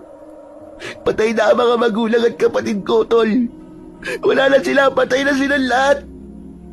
Kung di ako nakatakas kagabi at hindi ako nailigtas ni Manlando, maaaring patay na rin ako kasama nila. Diyos ko, Ramon. Nakikiramay ako sa nangyari sa'yo. Ngayon, Tol, kailangan kong bumalik sa bahay. Kailangan ko ng tulong mo. Samahan mo ako, Tol, dahil pakiramdam ko, hindi ko sila kaya makita sa ganung kalagayan nila. Sige, sasamahan kita. Chong, lakasan mo ang loob mo. Tara na. Nagmamadali akong sumama kay Ramon. Ni hindi na nga ako nakapagpaalam kay Lolo Usok. Ramdam na ramdam ko ang paghihirap ng kalooban ng aking kaibigan. Naaawa ko sa kanya. Pakiramdam ko, kasalanan ko. Pagsapit namin sa bahay ni Ramon, ay hindi na nga napigilan ng aking kaibigan ang hindi mapahagulgol ng iyak. Tumambad sa aming paningin ang brutal na pagpatay sa buong pamilya ni Ramon. Nakita ko rin si Ninong Lando, nag-aasikaso sa katawan ng mga biktima habang kinakausap ng mga pulis. Diyos ko! Ang pamilya ko! Wala na sila! Pinatay sila lahat! Ang tangi ko nalang nagawa ng mga sandaling yon ay ang hawakan ang balikat ng aking kaibigan habang nakaluhod siya sa sahig at iniiyakan ang kanyang pamilya. Chong, lakasan mo ang loob mo. Nandito lang ako. Totoy! Wala na! Wala na ang pamilya ko! Ang mga hayop na yon! Pinatay nila ang pamilya ko! Naramdaman ko na lumapit sa akin tabi si Ninong Lando at hinawakan niya ako sa balikat. Pagtingin ko sa kanyang muka, tumango siya. Kung hindi ko naabutan si Ramon, maaaring patay na rin siya. Mabuti na lang at naitakas kong kaibigan mo. Kung ganun, nakita niyo po ang itsura ng mga aswang na kubot? Teka, paano mo nalaman ang tungkol sa aswang na kubot? Sinabi na po sa akin ni Lolo Usok. Alam ko na po ang pumatay sa bawat miyembro ng pamilya sa baryo natin ay ang mga aswang na kubot. Dahil sa mga narinig mula sa akin, napasigaw si Ramon. Panayan suntok niya sa sahig dahil sa labis na galit. Mga hayop sila! Mga hayop sila lahat! Pagbabayaran nila ang ginawa nila sa pamilya ko! Sinusumpa ko! Tol, huwag kang magpapatalo sa galit mo. Hindi! Magbabayad sila sa akin, Tol! Magbabayad sila! Huminahon ka muna, Ramon. Ang kailangan mo ngayon ay magpakatatag. Nagpatuloy sa paghahagulgol ng iyak si Ramon, habang ako naman ay hindi mapakali. Wala akong magawa para mabawasan ang sakit na nararamdaman ng kaibigan ko. Pakiramdam ko ng mga sandaling yon, ako ang pumatay sa pamilya niya. Nang tignan ko ang kamao ni Ramon para pigilan siya sa kanyang ginagawa, napansin ko ang mahabang hibla ng buhok sa sahig, pati na sa katawan ng mga biktima. Kaya napatunayan ko na aswang kubot nga ang may gawa nun sa kanila. Nakuyom ko ang aking kamao dahil sa labis na galit. Chong, uwi muna ako ha. May pupuntahan lang ako. Saan ka pupunta, Chong? Basta Chong, may kailangan lang akong ayusin. Chong, lakasan mo ang loob mo. Ninong Lando, kayo po munang bahala kay Ramon. May aasikasuhin lang po ako. Huwag ka mag-alala. Ako munang bahala kay Ramon. Mabilis kong tinakandaan pabalik sa bahay. Diretso kagad ako sa loob ng aking kwarto. Inihanda ko ang aking liyabe, saka nagpalit ng damit. Ngunit naramdaman ko na pumasok sa loob ng aking silid si Lolo Usok. Saglit akong natigilan dahil naabutan niya ako na isinusuot ko ang dalawang liyabe sa aking mga kamay. Anong ginagawa mo? Saan ka pupunta? Wala po, Lolo Usok. Totoy, kung ano man ang tumatakbo sa isip mo, huwag mo nang ituloy. Mapapahamak ka. Huwag niyo po akong pigilan, Lolo. Habang nagsasalita ako, inayos ko naman ang liyabe sa pagkakakabit sa aking kamay. Teka, ano bang gagawin mo? Anong gagawin mo sa mga liyabe? Lolo Usok, papatayin ko po ang mga hayop na pumatay sa pamilya ng kaibigan ko. Nakita mo na! Nakita mo na kung ano naging bunga ng katigasan ng ulo mo. Pagkatapos ngayon, uulitin mo na naman. Magmamatigas ka. Gusto mo na naman ang masusunod.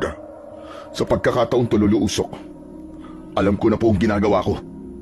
Hindi mo pa rin alam kung anong ginagawa mo, Totoy. Dahil hindi ka naman nagpapapigil sa binabalak mong gawin. Talagang hindi niyo na po ako mapipigilan, Lolo Usok.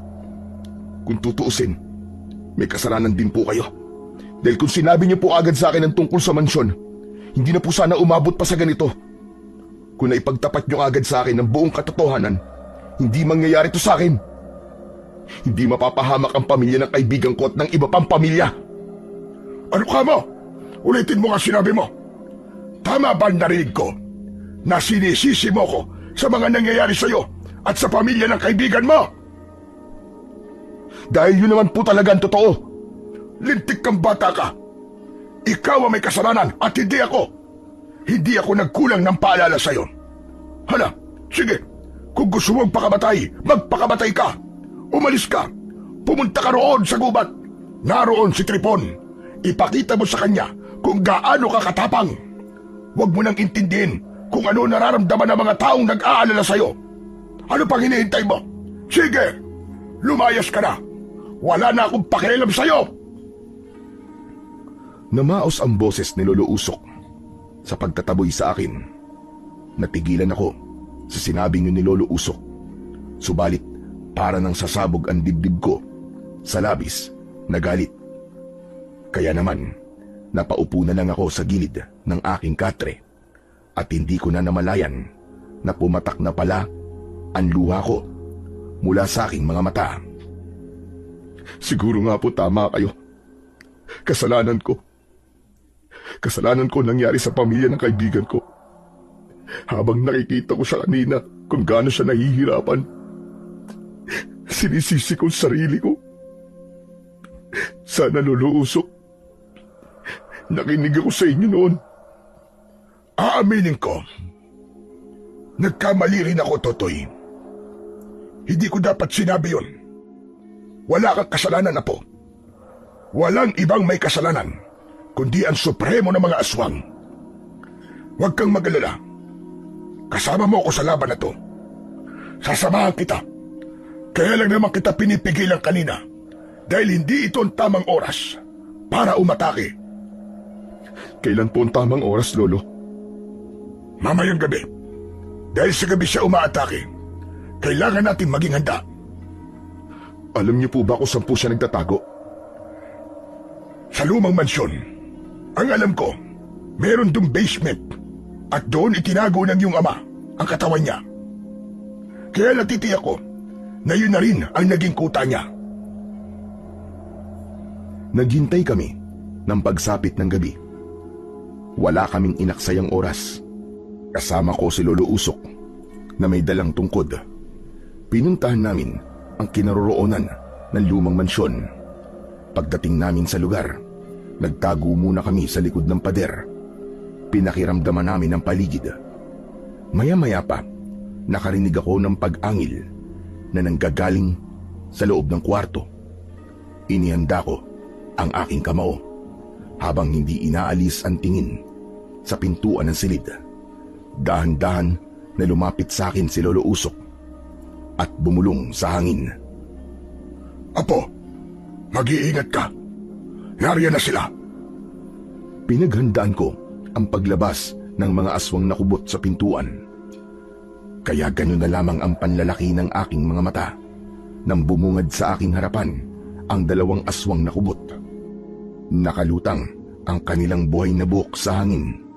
Hindi na sila nakaporma. Inatake ko kagad sila ng suntok sa muka. Bumalandra sila sa simentadong sahig. Nilapitan ko sila. Pagkatapos ay halinhinan ko silang sinuntok sa kanilang dibdib. Bawat tamaan ng aking liyabe ay napapaigik sila sa labis na sakit. Halos madurog ang kanilang buto sa lakas ng pagkakasuntok ko. Mga halimaw kayo! Papatayin ko kayong lahat! Dahil abala ko sa pagsuntok, sa muka ng isang aswang na kubot. Hindi ko napansin na nakabangon na pala ang isa pang aswang sa likuran ko. Mabuti na lang ay maagap si Lolo Usok. Pinalo niya ng tungkod ang ulo ng aswang. Bumagsak ito sa sahig. Pagkatapos kong mapatay ang kalaban kong aswang, ang isa naman ang binalingan ko. Inasinta ko ng suntok ang kanyang muka at halos madurog ang kanyang bungo dahil sa lakas ng aking liyabe. Maya-maya pa, may isa pang aswang na bigla na namang lumitaw sa likuran ni Lolo Usok. Inatake nito ang aking lolo at tumama ang kalmot ng aswang sa likod ng matanda. Napasigaw ako dahil sa pag-aalala. Napaluhod sa sementadong sahig si Lolo Usok habang nakangwi ang kanyang muka. Lolo, lumabang kayo! Mag-iingat po kayo!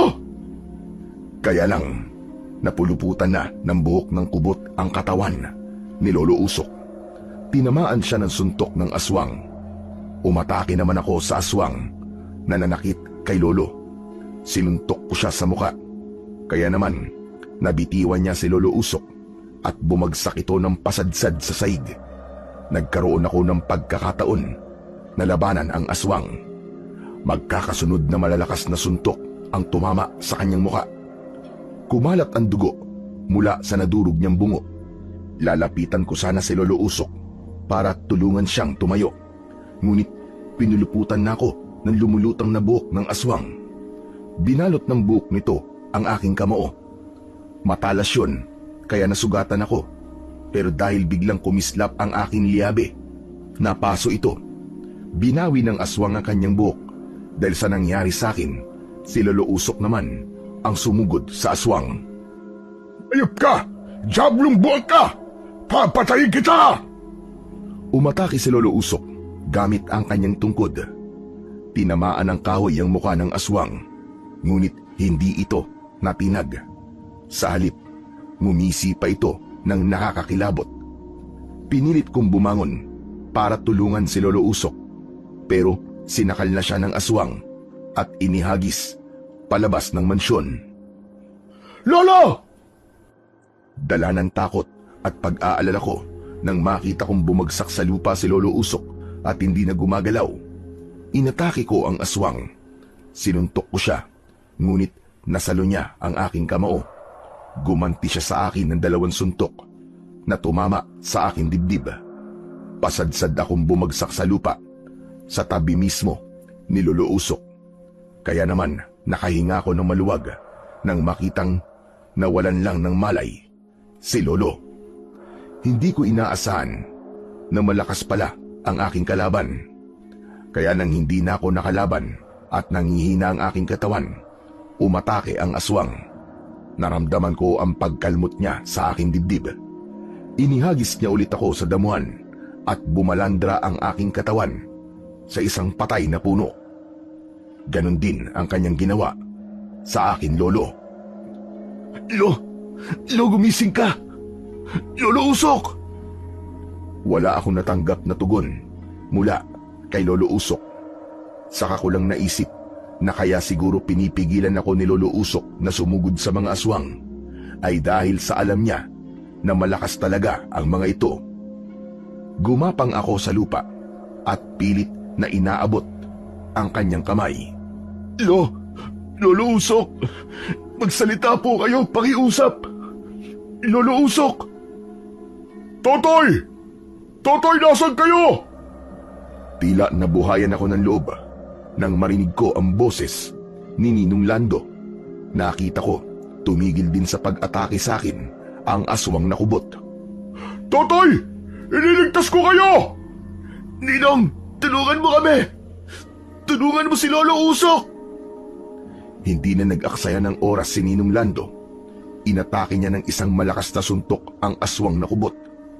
Ginamit niya ang kanyang itak at tinaga niya ito sa leeg. Nagkakakawag ang kamay ng aswang at bumagsak ito sa lupa. Habang si Ninong Lando naman ay tinuluyan niyang pugutan ng ulo ang aswang. Saka siya nagmamadaling lumapit sa akin. Totoy, kailangan na natin makaalis dito bago pa dumating ang iba pa nila mga kasama. Ninong, Si Lolo Usok po. Huwag ka mag-alala. Pareho ko kayo ililigtas. Inalalayan ako ni Ninong Lando para makalayo sa lugar na yon. Kumapit ka sa akin. Bilisan mo. Ilalayo ko kayo rito. Ayoko pa sanang sumama kay Ninong Lando dahil may iwan si Lolo. Pero nangako naman si Ninong Lando na kukunin niya rin si Lolo Usok. Dinala niya ako sa likod ng isang malapad na puno. Saka binalikan ang lolo ko. Maya-maya pa ay nakasama ko na rin si Lolo Usok. Ngunit dala ng pagod at sakit ng aking buong katawan, nawalan na rin ako ng malay. Pagkagising ko, nagulat ako dahil nakagapos na kami ni Lolo Usok sa haligi ng kubo. Inilinga ko ang aking paningin sa paligid. Kumusta na ang pakiramdam mo? Nakatulog ka ba na maayos? Napako ang aking atensyon sa pinanggagalingan ng boses. Si Ninong Lando, nakaupo siya sa bangko na nasa harapan ko. Pinaglalaruan niya ang itak na ginamit niya sa aswang kanina. Nakangisi siya. Tumayo siya at lumapit sa akin. Ninong, ano pong ibig sabihin nito? Bakit mo kami ginapos ni Lolo Usok? Kailangan ko pa bang ipaliwanag sa'yo kung ano ang ibig sabihin nito? Kung ganon, kasabot ka ng mga aswang? Alagad ka ni Tripon? Tumpak! Walang sablay. Sinasabi ko na nga ba't kilala mo na ang supremo ko, ang aking Panginoon. Palabas ko lamang ang pagtulong sa inyo. Ano? Bakit niyo ito ginagawa, Ninong? Bakit niyo po kami niloko? Simple lang. Dahil tapat ako sa Panginoon ko.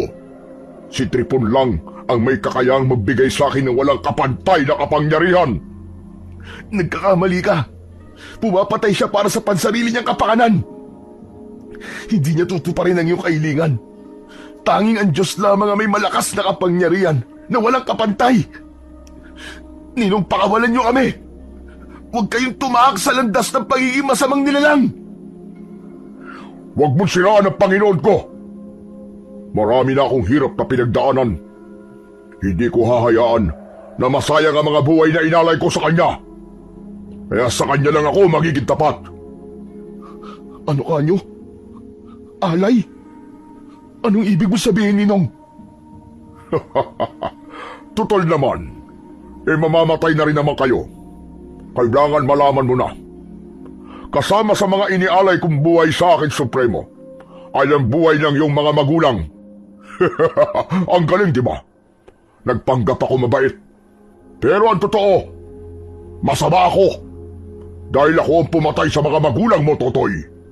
Ako ang dahilan kung bakit naulila ka sa iyong ama at ina. Hayop ka, Ninong. Kung gayon, kayo rin na nasa likod ng pagpatay sa pamilya ni Ramon. Mismo! Nakuha mo na naman. Ako pa nga tumawag sa mga pulis eh. Hayop ka. Hayop ka, Ninong. Wala kang kasing sama. Demonyo ka. Hindi ako masama. Sadyang ganun lang ako magpakita ng katapatan sa aking Panginoon. Pero aaminin ko, ng panahon na natutulog pa si Tripon, masaya ako sa ginagawa kong pag-alay ng buhay ng tao sa kanya.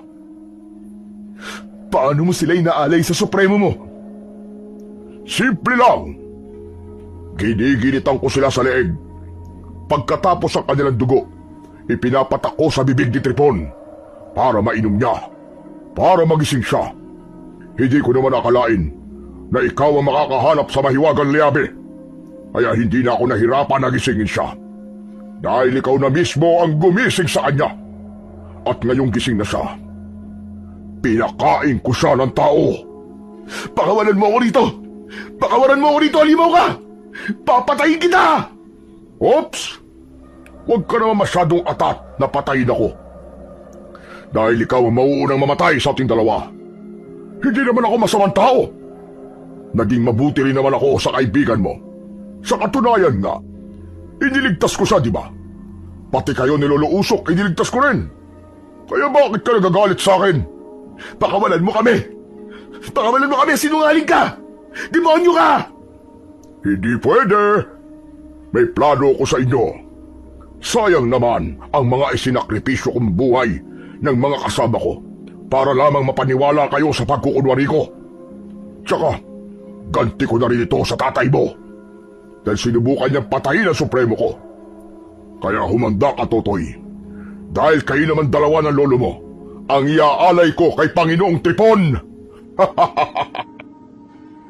Umalingaw-ngaw ang nakakakilabot na tawa ni Ninong Lando saka lumapit sa akin. Pero bago ko kayo ibigay sa aking Panginoon, hubarin mo muna ang mahiwagang liabe na yan para naman magkaroon ako ng karagdagang kapangyarihan.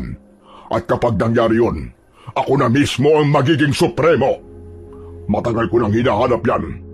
Kaya nga namimili ako ng mga bakal dahil umaasa akong may makakakita niyan eh. Hindi kasi naging malinaw ang sinabi sa akin ng iyong ama kung saan niya ibinaon ang liabe na yan. Wala akong kaalam-alam na ikaw pala ang nakakuha niyan. Hayop ka! Hindi mo makukuha ang liabe na to sa akin dahil kay tatay to. Wala kang karapatang gumamit ito dahil kampun ka ng kadiliman. Demonyo ka! Pues, kasama mo na yan na ibabaon ko sa hukay. Para sa kaalaman mo, bilang na ang mga oras nyo. Wala akong pakialam at hindi ako natatakot. Tao ka lang din at iisa lang din ang buhay mo. Nang mga sandaling yon, kahit nararamdaman ko ang takot, hindi ako nagpahalata dahil gusto kong masira ang kanyang diskarte. Maya-maya pa ay tumayo si Ninong Lando. Sinuntok niya ako ng malakas sa muka kaya nabaling ang aking paningin sa dingding. Nagkasalubungan kami ng tingin ni Ramon na ng mga sandaling yon ay nakikinig na pala sa aming mga pinag-uusapan ni Ninong Lando. Hindi ako nagpahalata para hindi mapahamak ang kaibigan ko. Tinignan ko si Ninong Lando ng masama. Hanggang suntok lang ba ang kaya mo? Kapag nakawala ako dito, dila mo lang ang walang latay, tandaan mo yan. Ako mismo ang dudurog sa mukha mo at sa buto mo. Kasama ka mamamatay ng minamahal mong supremo, tandaan mo yan! Dala ng labis na galit ni Ninong Lando sa sinabi ko. Sunod-sunod ang tumamang suntok sa akin tagiliran at muka. Namilipit ako sa labis na sakit hanggang sa nagpanggap na rin ako na walang malay. Mahina ka naman palang nilalang. Sinubukan ni Ninong Lando na tanggalin ang suot kong liabe. Subalit napaso siya at napaatras. Dala ng kanyang pagkadismaya, lumabas siya ng kubo. Pagkalipas ng 5 minuto, pumasok naman si Ramon. Baka sa mukha niya ang pag-aalala. Tol! Tol, ayos ka lang ba? Tol, anong ginagawa mo rito? Hindi ka na dapat sumunod dito. Mapapahamak ka. Hindi, Tol. Hindi kita iiwan. Lalo pa ngayon na alam ko na ang buong katotohanan. Alam kong masama si Mang Lando. Siya ang nagbigay ng alay sa kanyang supremo para patayin ang pamilya ko. Teka, paano mong nalaman na siyang nagbigay ng alay sa supremo? Narinig ko kayo mula sa umpisa. Nalaman ko na inialay niya ang pamilya ko sa kanyang supremo sa pamamagitan ng dugo ng manok. Nang iwan mo ko, napansin ko ang manok ni Mang Lando. May gilitan leg. At ilang di pa lang ang layo nun sa bahay namin. Nang tinanong ko siya, sinabi niya sa akin na ninakaw raw yun, kaya nawala. Pero hindi ako naniwala. Dahil ang dugo ng manok ay dumikit pa sa kanyang daliri. At yun ang nakita kong dugo sa katawan ng pamilya ko. Teka. Anong kaugnayan ng dugo ng manok sa alay? Kapag binuhusan ng dugo ng manok ang katawan ng alay, matatakam ang mga aswang sa katawan ng tao. Hindi niya mapipigilan ang kanyang sarili na hindi lapain ng alay. Si Mang Lando ang nag-aalaga sa mga aswang na kubot. Kaya lintik lang talaga ang walang ganti. May dala rin akong dugo ng manok na gagamitin ko para ako naman ang magbibigay ng alay sa halimaw na yon. Anong ibig mo sabihin, Ramon? Pinag-aralan ko ng lahat. Kapag naibuhos ko ang dugo ng manok sa katawan ni Mang Lando, kahit tapat siyang alipin, magagawa pa rin siyang lapain ng kanyang supremo. Sa makatuwid, Si Tripon ang papatay sa kanya, ang mismong Panginoon niya. Kaya ipaubaya mo sa akin ang pagpatay sa hayop na manglando na yon. Nang maramdaman niya ang sakit na naranasan ng aking pamilya. Pagkasabi ni Ramon, ay nakita ko sa kanyang mga mata ang galit.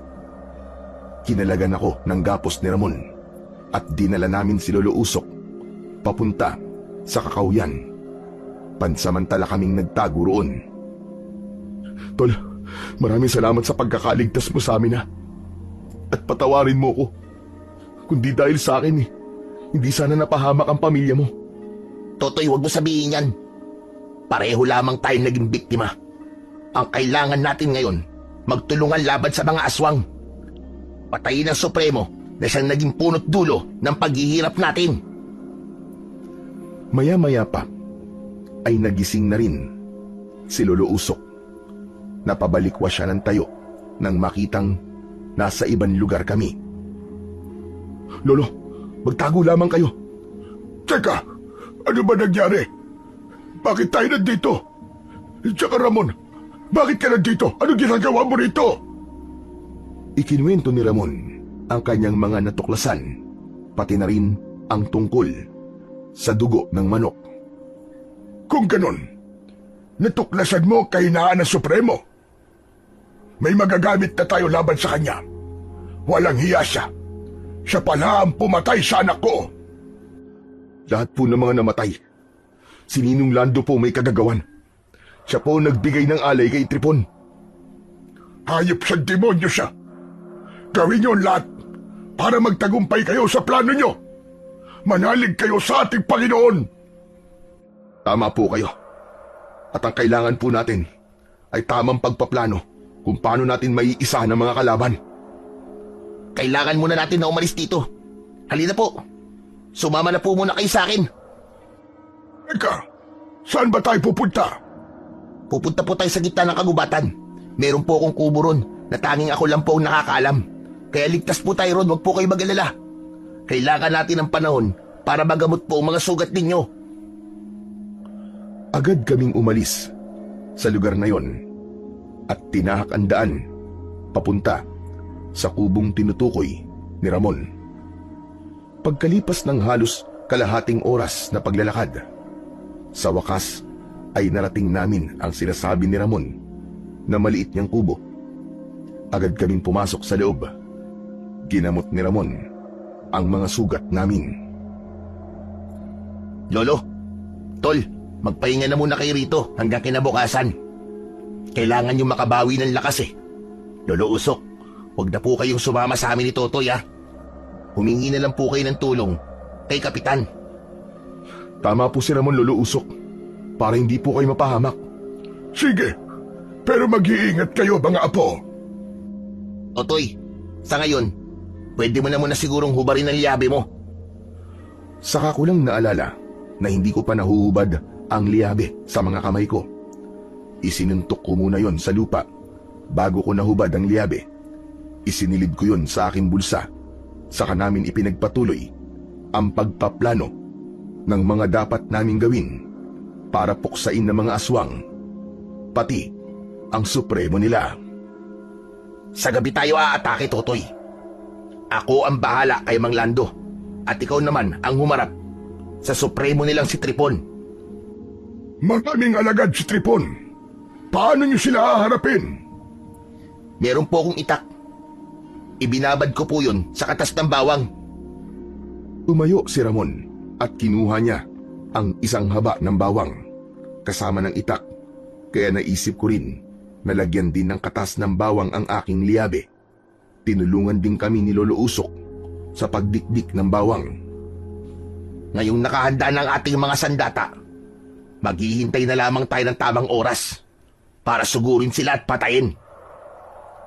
Sa oras na nakarating sa kanilang Supremo ang pagtakas natin, pagagalitan siya at yun ang kukunin natin pagkakataon para umatake. Pagsapit ng itinakdang oras, hating gabi, lumusob kaming dalawa ni Ramon. Dala niya ang itak at isang baso na may laman ng dugo ng manok. Mula sa likod ng puno na aming kinatatayuan, matyaga kaming naghintay Hindi nagtagal, nakita namin ang pinuno ng mga kubot na si Tripon at si Ninong Lando. Si Ramon naman, baka sa anyo niya ang pagtitimpi ng labis na galit at puot. Tama lang ang oras ng pagsugod natin, Ramon. Mukhang pinagagalitan siya ni Tripon. Tama ka.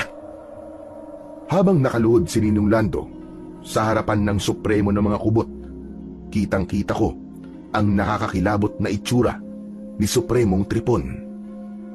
Payat ang kanyang katawan, mapulang-mapula ang mga mata, at agaw pansin ang nakalutang niyang buhok na para bang may sariling buhay. Ganon din ang buhok ng marami niyang alagad, para bang isinasayaw ito ng hangin. Bakit mo hinayaan na matakasan ka ng mga bihag mo? Hinayaan kitang patayin ang mga alagad ko para sa sinasabi mong sakripisyo mo, para sa pagkukunwari mo. Pero anong ginawa mo? Pumalpak ka! Patawarin niyo po ako, Panginoon ko. Inutil ka! Nakita mo na pala sa anak ni Diego ang mahiwagang liabe. Hindi mo pa kinuha.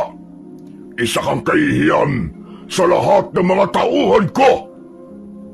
Mahal na Panginoon, patawarin niyo po ako. Hindi ko po akalain na merong tutulong sa kanila. Hindi ko naman po sinasadya. Patawarin niyo po ako. Tumahimik ka! Maraming namamatay sa maling akala. Dahil sa kapabayaan mo na yan, malalaman ng mga tao na gising na ako. Wala kang kwenta. Ang dapat sa'yo ay pinaparusahan. Teka lang ho, Panginoon Tripon. Bigyan niyo pa po ako ng isang pagkakataon. Maawa na po kayo, mahal na Panginoon. Habang abala ang mga ito sa pag-uusap, sumenyas naman ako sa kaibigan kong si Ramon. Sige na, Chong, gawin mo na. Ito na tamang oras, bilisan mo. Walang imik na tumakbo ang kaibigan kong si Ramon papunta sa kinaroroonan ng mga ito. Paglapit ng aking kaibigan sa nakaluhod na si Ninong Lando, binuhusan niya agad ng dugo si Ninong. Pagkatapos, nilaslas ni Ramon ang leeg nito. Dahil sa bilis ng pangyayari, hindi nakagalaw si Tripon. Pinanood nito kung paanong bumagsak sa lupa si Ninong Lando habang nagkikikisay ang katawan nito. Ramon! Bilisan mo! Mabilis na tumakbo papalapit sa akin si Ramon at nagtago ulit kami sa likod ng puno. Mula sa aming pinagtataguan, dinig namin ang pagwawala ng aswang. Mga inutil! Hanapin sila! Nasisilip namin na para bang nilalabanan ni Tripon ang kanyang sarili na hindi kagatin si Ninong Lando. Pero dahil iba ang puwersa ng dugo sa pangamoy ng aswang, hindi na niya napigilan ang kanyang sarili. Sinakmal niya na ito sa leeg. Nilantakan niya si Ninong Lando. Hinugot nito ang laman loob ng kanyang alipin. Dinig na dinig namin sa aming pwesto ang malakas na daing ni Ninong Lando dahil sa labis na sakit. Yan, ganyan nga. Lapain mo siya nang maranasan niya ang sakit na ginawa niya sa pamilya ko. Hayop yan! Mas ikinubli pa namin ang aming katawan sa likod ng puno dahil nakita namin ang mga alagad ni Tripon. Hinanap nila kami. Kasunod ng malakas na pagsigaw ng supremo ng mga aswang. Mga tampalasan kayo! Magbabayad kayong lahat! Papatayin ko kayo! Wala akong ititirang buhay sa inyo! Habang sumisigaw, hindi naman niya kayang labanan ang tawag ng gutom. Ganon din ang kanyang mga alagad. Kaliwat kanan ang kanilang dampot sa nakalatag na katawan ni Ninong Lando. Hindi naman napigilan ni Ramon ang kanyang pag-iyak. Hayop ka! Sa wakas, nabigyan ko na ng hustisya nangyari sa pamilya ko. Kulang pa yan sa lahat ng buhay na kinuha ni Maglando. Tol, hindi pa tapos ang laban. Humanda ka na. Ito pa lang ang simula. Isinuot ko sa aking kamao ang dalawang liyabe. Habang ang kaibigan kong si Ramon, agad niyang inatake ang mga alagad ng Supremong si Tripon na naghahanap sa amin. 2 taga-agad sa leeg ang ginawa ng kaibigan ko sa mga kalaban. Ako naman ang aatake sa'yo, Tripon! Mabilis ang aking takbo, pasugod sa kinaroroonan ng mga aswang. Sabay-sabay silang napatingin sa gawi ko. Sugurin niyo! Magsikilos kayo, mga inutil! Sabay-sabay na umatake papunta sa akin ang mga alagad na aswang para harapin ako. 3 kubot kagad ang umatake sa akin gamit ang kanilang buhay na buhok. Naiwasan ko ang pagtama ng mga yon sa katawan ko. Isa-isa ko silang pinabagsak gamit ang aking mahiwagang liyabe. Lahat ng mga umatake sa akin ay pinagsusuntok ko ng malakas sa muka. Hindi ko talaga sila tinigilan hanggat hindi nadudurog ang kanilang mga bungo. Nasaan na ngayon ang tapang nyo? Sige, harapin nyo ako! Lalo ka na, Supremo! Hinahamon kita! Maglaban tayo! Huwag mo kong susubukan. Baka magaya ka lamang sa ama mo. Naduwag! Ginagamitan ako ng kakaibang orasyon. Pero ngayon nagising na ako. Hindi ko nahahayaan na magtagumpay ka! Kapag ako ang humatol sa'yo, hindi lang kita patutulugin, hayop ka! Dahil tutuluyan na kitang patayin! Sumugod ako kay Supremong Tripon. Naiwasan niya ang unang pag-atake ko ng malakas na suntok. Gumanti siya sa akin gamit ang hibla ng kanyang buhay na buhok. Pumulupot yun sa aking braso at leeg. Paikot hanggang sa aking buong katawan. Hindi talaga ako makagalaw. Hindi ako makakilos. Dahil kapag sinusubukan kong gumalaw, mas lalong humihigpit ang pagkakasakal sa aking katawan. Dahan-dahan na lumapit sa akin ang pinunong si Tripon. Masyado mo minaliit ang kakayahan ko, bata! Hayop ka! Traidor ka! Pakawalan mo ako dito! Maglaban tayo ng patas! Totoy! Lumaban ka, Chong! Hindi ako matulungan ni Ramon dahil abala rin siya sa pakikipaglaban sa mga alagad ni Supremong Tripon. Kaya inipon ko ang lahat ng aking lakas. Hayop kang demonyo ka! Hindi ako makakapayag na magtagumpay ka! Pinilit kong kumawala sa mga buhok ni Tripon. Iginilaw ko ang aking kamao at sinuntok ko ng paulit-ulit ang buhok ng Supremo. Parang biglang napasok si Tripon at nabitiwan niya ako. Bumagsak ako sa lupa. Nilapitan ko siya, ngunit inaatake pa rin niya ako gamit ang kanyang buhay na buhok. Kaya hinawakan ko yun at nasugatan ako sa kamay. Ngunit hindi ko yun ininda. Sa halip, malakas kong hinila ang kanyang buhok. Nahila ko si Tripon papalapit sa aking kinaroroonan hanggang sa sinulubong ko siya ng isang malakas at matulis na suntok. Tumama yon sa kanyang muka. Bumulwak ang dugo sa nasugat niyang kilay. Kaya naman, napasigaw siya sa labis na sakit. Hayop ka! Hayop ka! Pagbabayaran mo ito! Inatake niya ako ng kalmot, sipa at suntok na hindi naman tumama sa akin. Nang makahanap ako ng pagkakataon, sinuntok ko uli siya ng malakas. Subalit naiwasan niya yon. Gumanti siya sa akin ng suntok na tumama naman sa aking panga. Bumagsak ako sa lupa na medyo nahihilo. Agad niya akong inatake ng kalmot sa aking dibdib. Ramdam na ramdam ko talaga ang pagguwit nun sa aking dibdib. Ano? Lumaban ka, binata! Nasaan ang tapang mo? Laban ka! Sinuntok ako ni Tripon sa aking tagiliran. Ngunit gumanti rin ako ng suntok sa kanyang muka. Bumagsak siya sa lupa. Niluhuran ko siya sa tiyan.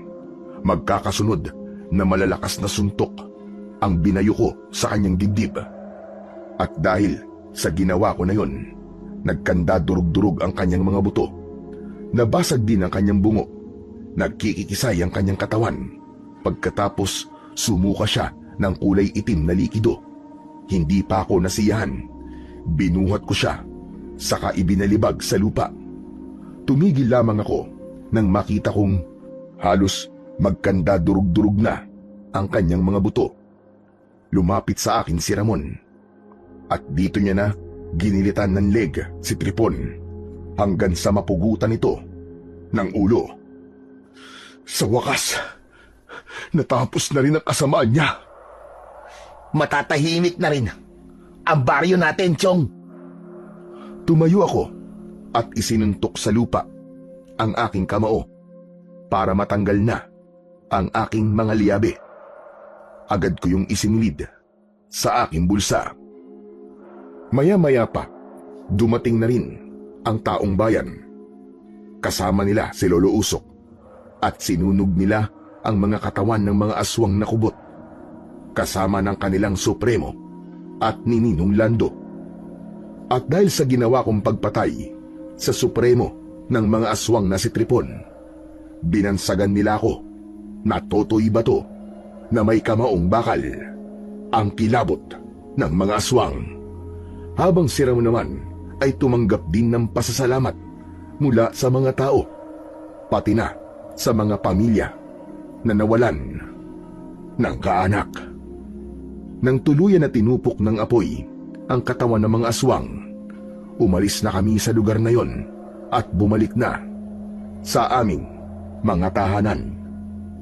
Sa kasalukuyan po, ay tuluyan ko nang ibinaon sa lupa ang dalawa kong liyabe. Natutunan ko na ang katigasan ng ulo kung minsan ay hindi talaga nagdudulot ng maganda sa buhay ng tao, kagaya ng mga nangyari sa akin. Hanggang dito na lamang po ang aking istorya. Sana ay marami pong mga kwento ang ibahagi pa ng inyong YouTube channel. Maraming salamat po sa pakikinig. Pinakita ng kwentong ito na inyong napakinggan na ang katigasan ng ulo ay hindi magdudulot ng mabuti. Bagkus ito ay magdadala sa kapahamakan. Matutong makinig at mas pagtibayin ang pananampalataya sa Panginoong Diyos tungo sa kaligtasan.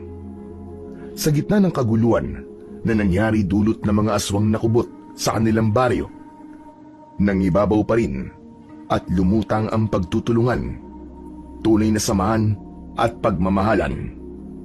Dahil doon, muling napatunayan na ang pinakamahalagang sandata sa anumang unos ay ang pananalig sa Panginoon, pagiging mabuti, pagkakapit-bisig at pagtutulungan ng tunay na magkaibigan na mas matibay pa ang samahan sa kahit na anong metal, na kahit kailan, hinding-hindi kayang sirain ng kalawang.